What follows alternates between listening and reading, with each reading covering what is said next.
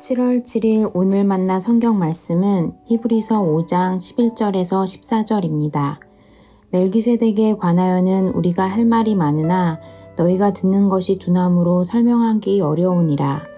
때가 오래되었으므로 너희가 마땅히 선생이 되었을 터인데 너희가 다시 하나님의 말씀의 초보에 대하여 누구에게서 가르침을 받아야 할 처지이니 단단한 음식은 못 먹고 젖이나 먹어야 할 자가 되었도다.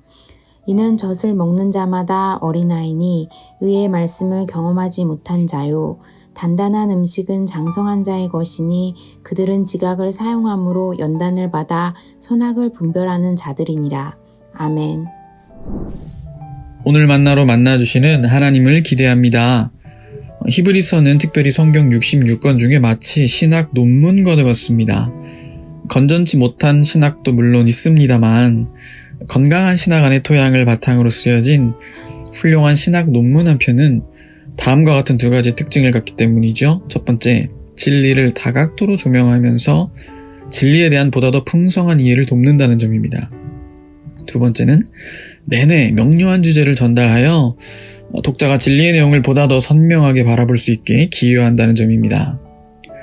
이러한 점에서 히브리서는 아주 훌륭하고 건강한 신학 논문이라 할 수 있는데, 왜냐하면 예수 그리스도가 누구신가 하는 진리를 다각도로 조명하면서 그리스도 예수에 대한 풍성한 이해를 돕고 있기 때문입니다. 좋은 신학 논문의 첫 번째 특징을 그래서 충족하고 있죠. 일단 오늘 본문 이전까지만 해도 예수님을 참 다양하게 소개하고 있어요. 천사보다 뛰어나신 예수님, 구원의 창시자로서의 예수님, 모세보다 뛰어나신 예수님, 큰 대제사장이신 예수님 등등 당시 구약의 틀 안에서 예수 그리스도에 대한 편협하고 왜곡된 이해를 갖고 있었던 유대인들에게 예수님에 대한 정확하고 풍성한 안내를 제공하고 있습니다. 그렇다면 예수님을 이렇게 다각도로 조명하면서 히브리서에서 내내 우리에게 전달하고자 하는 명료한 주제가 무엇일까요? 제가 좋아하는 책 제목인데 이것이 바로 히브리서에서 계속 반복되는 아주 선명한 주제라 할 수 있겠습니다. 종교에 죽고 예수와 살다. 종교에 죽고 예수와 살다. 다시 말해서 너 정말 살아계신 하나님이신 예수님과 함께 살고 있느냐 하는 것이죠. 하나님께서 이스라엘 백성들에게 당신의 계시의 약속의 말씀인 구약을 주셨습니다.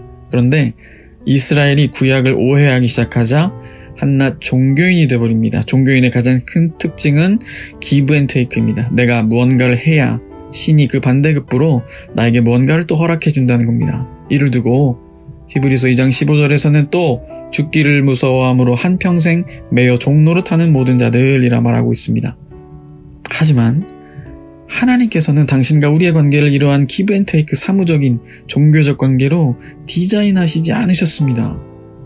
히브리서 1장 6절에서 예수 그리스도를 맏아들로 표현하시는 것처럼 하나님은 우리의 아버지 되시며 우리는 그분의 사랑스럽고 존귀한 자녀들인 것입니다. 할렐루야.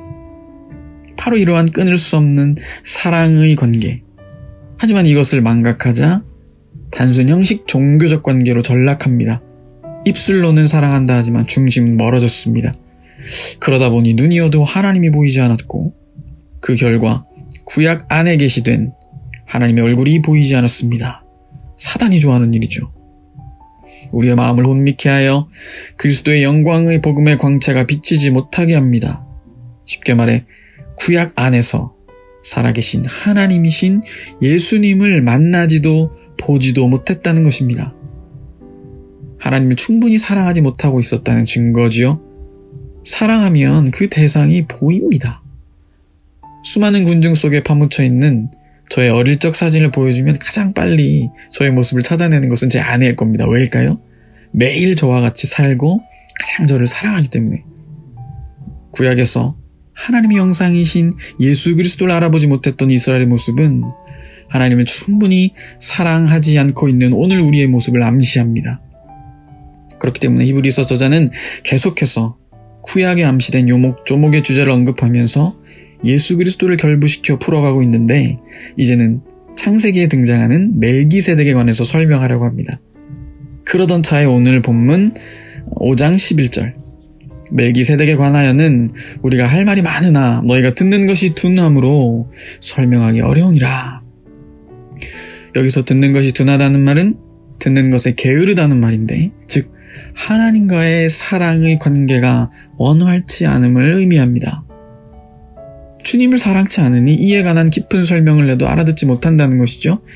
본문 13절에는 이를 젖을 먹는 어린아이로 표현하면서 의의 말씀을 경험하지 못한 자라 기록합니다. 여기서의 경험이라는 말도 다분히 관계적인 언어입니다. 사랑의 관계. 6장 1, 2절 말씀입니다. 그러므로 우리가 그리스도의 초보를 버리고 죽은 행실을 회개함과 하나님께 대한 신앙과 세례들과 안수와 죽은 자의 부활과 영원한 심판에 관한 교훈의 털을 다시 닦지 말고 완전한 대로 나아갈지니라. 무슨 말이죠? 회개부터 심판에 이르기까지 그리스도의 초보, 즉 종교 생활을 버리고 완전한데 어딥니까? 예수 그리스도와 함께 동행하며 살아가는 그 영생의 참된 복을 이 땅에서 누리십시오 하는 것입니다.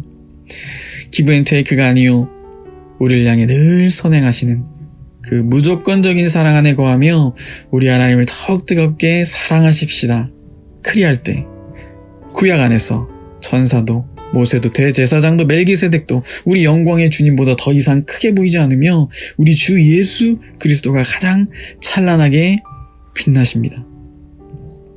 같은 이치로 주님을 더욱 뜨겁게 사랑하는 자, 그의 인생의 상황과 환경에 관계없이 항상 완전한 대로 나아가기 때문에 그의 하루의 삶 속에서 주 예수 그리스도를 계속해서 발견해냅니다.